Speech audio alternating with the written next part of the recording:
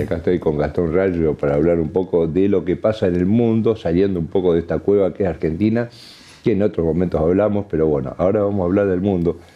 ¿Qué tal, Gastón? ¿Cómo va? Muy bien, Alberto. Y hoy elegimos un tema que tiene que ver con la otra parte del mundo. La otra parte del mundo. Sí, sí, exactamente. Que está anocheciendo.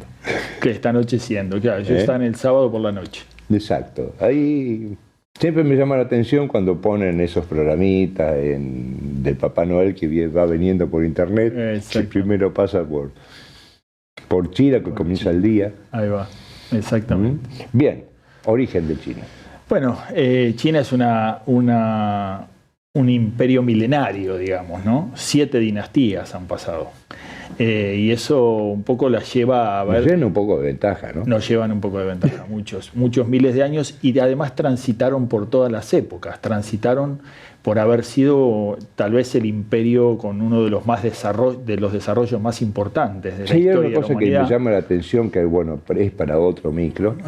¿Por qué un país tan poderoso como Mongolia, el imperio mongol, no existe hoy en día?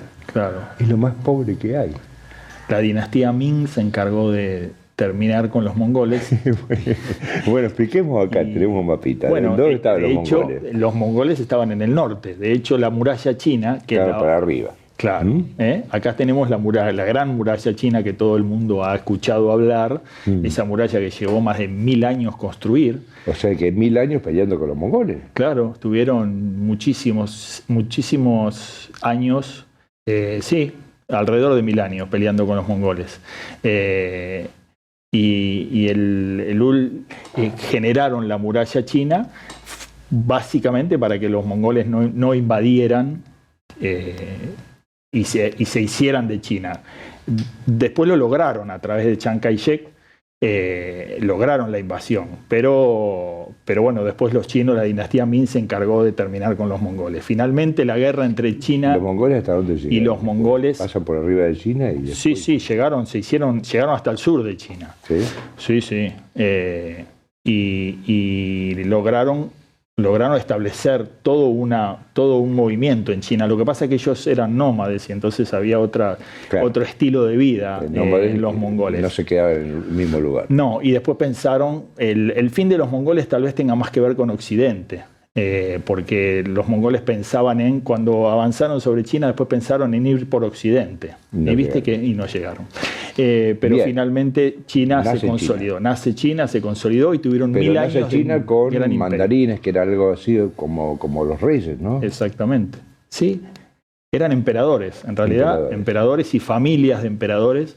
Emperadores divinos, ¿no? Con esa concepción de la divinidad. ¿Había varios emperadores o era uno solo? No, lo que había varios era... después había una corte para abajo, pero emperadores era una dinastía que se iban sucediendo a través de como casi todos los imperios. Estaba el emperador y después estaban los mandarines. Claro, exactamente. Y los y finalmente que se terminan convirtiendo en premieres. Y bueno... 1000 años transitaron hasta el siglo XVII, donde empieza la decadencia china, cuando China empieza a creerse que es el ombligo del mundo, esto que le pasa a casi todo, independientemente de sus etnias, a casi todos los grandes imperios le pasa lo mismo, y se empieza a cerrar al mundo.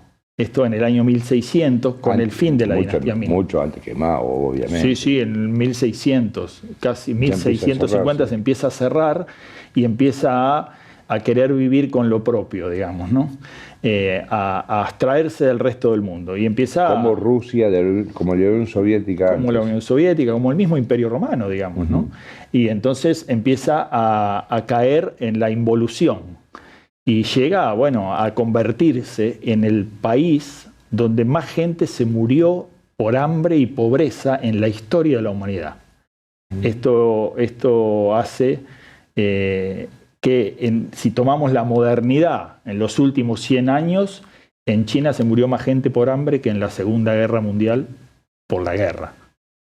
Digo, entre el periodo de Mao y entre el periodo de la guerra, con Japón, que son los dos grandes escenarios. ¿De qué año, más o menos? 1937. Japón decide finalmente invadir China y ahí se da en el medio de la guerra civil china. Sabés que en China se da una guerra civil entre nacionalistas y comunistas. Entonces, por un lado tenemos a Mao y por otro lado tenemos a Chiang Kai-shek. Que ahí un poco comienza el gran problema de Taiwán hoy en día. Claro. Porque se refugian en Taiwán. Se refugian los nacionalistas, que son los que perdieron, que en realidad iban ganando, hasta que Japón se mete a invadirlo. La estrategia de Mao es quedarse afuera de la guerra entre Japón y China. Mao se replica hacia el norte y lo deja a Chiang Kai-shek, el nacionalista, que pelee con Japón. Japón lo invade, le gana hasta que Japón, acá tenemos, Japón lo invade y genera más de 20 millones de muertos en China. La guerra entre Japón y China genera más de 20 millones de muertos. Y entonces, cuando aparece la Segunda Guerra Mundial, es cuando Japón se debilita y se suma a Estados Unidos junto con Rusia a ayudar a China.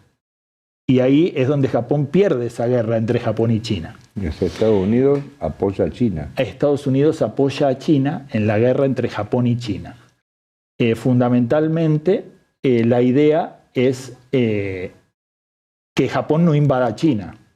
Y con esa idea principal está cometiendo el error, porque eso es lo que hace que China después se convierta en comunista. ¿Por qué? Porque el nacionalismo queda tan debilitado, después del 45, cuando Japón se retira, el nacionalismo queda tan debilitado y ahí aparece Mao a generarle el poder a este nacionalismo. Le gana la guerra al nacionalismo, la guerra civil china, termina ganándola. Acá lo tenemos. No, este no es. Vamos a buscar ahora si tenemos la foto de Mao. A ver. ¿Pasamos a la otra foto? La otra foto que nos pasaron es Xiaoping, que ahora vamos a ver. Pero pasemos a la directora, la próxima foto. A ver. Este es Chiang Kai-shek, el que pelea contra Mao. Este es el que pelea. El nacionalista, el que se termina refugiando en Taiwán. Ajá. Los nacionalistas pierden con el comunismo ayudado por Estados Unidos y Rusia, aunque parezca Mao mentira. comete el error de no ir por Taiwán. Y Mao los deja, Mao se queda con todo el continente y deja que Chiang Kai-shek se vaya a Taiwán. Bueno, pero crea un problema ahí. Claro, Mao crea el problema de Taiwán y Estados Unidos crea el problema de China, sin saberlo, ¿no? Hoy nosotros con el diario del lunes. Está bien, pero a ver, China, ¿es comunista o es capitalista? Mira qué pregunta. Es una pregunta extraordinaria porque después de Mao, que Mao es el que incorpora el capital. Vamos a ver la siguiente foto, a ver. Pasemos, a ver si aparece. Esta es la guerra entre Japón y China. Vamos a la otra. Vamos a la otra. Esta es la gran hambruna que genera Mao. Ajá. A Mao se le adjudican, este es Xiaoping, este es el que convierte a China en capitalista. Por eso viene después de Mao. Mao incorpora el comunismo duro en China. Sí. Y esto hace que genere la ruptura de la clase media. ¿Qué entiende Mao? Que el comunismo tiene que ser una unificación de toda la clase, esa clase media que China tenía, Mao va por ella, que es fundamentalmente una clase campesina. Lo mismo copiando el modelo de Stalin. Stalin hace exactamente lo mismo en Rusia. Bueno, genera la más grande hambruna de toda la humanidad. Sí, pero después resurge China. Bueno, después viene Xiaoping, cuando muere. No, tengo que cortar, sí, cuando muere, si querés lo dejamos para el sábado que viene. Mao muere en el 76. 1976, Xiaoping, un preso de Mao, porque Mao lo manda preso a Xiaoping, cuando Xiaoping le dice, nosotros tenemos que probar con el capitalismo. Esta idea del proletariado y del comunismo ya fracasó en Rusia y va a fracasar en China. Ellos evitaron un derrocamiento como pasó en Rusia, que estalló todo. Ellos no estallaron, hicieron una transición. Una transición maravillosa que... Y tenemos que cortar. Y tenemos que cortar, pero el gran genio de la China actual no es Mao, es Xiaoping. Xiaoping. El sábado que viene hablamos de él, pero te voy a contar y vamos a mostrarle a la audiencia por qué es el que convirtió a la China del hambre en la gran potencia mundial. Bien, lo dejamos ahí. Bueno, en una introducción. China es muy grande, no logramos en un micro abarcar todo. Seguimos en Showtime.